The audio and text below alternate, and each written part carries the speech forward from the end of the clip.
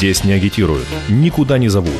В любой день календаря, невзирая на его цветность. Стандартных, набивших оскомину стенаний, причитаний, завываний, зазываний в стиле Купите сигару. Американские сигары. Лучшие сигары. Ну купите!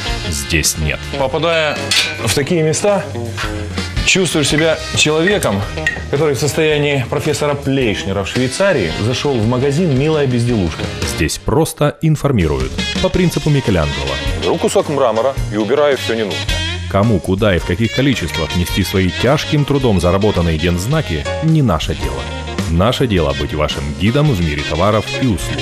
До каких степеней изощрения, не сказать еще мощнее, дошел такой жанр, как домашний текстиль.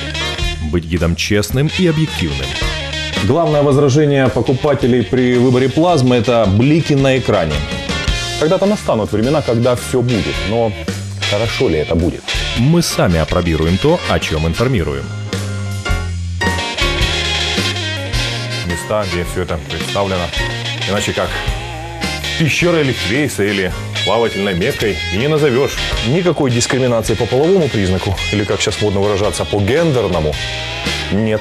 Телегид – это рассказ о назначении, характеристиках и даже истории появления определенного товара или услуги.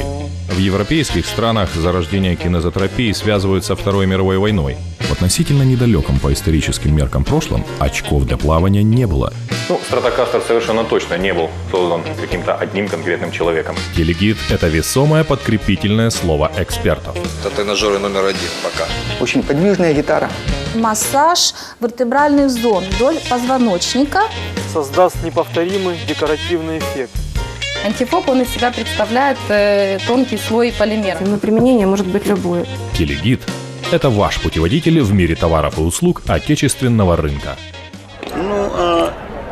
Не будет тут ничего такого ненужного. Что, ваше высочество? Ну что же, в общем-то, задумано у тебя интересно. Да, задумано.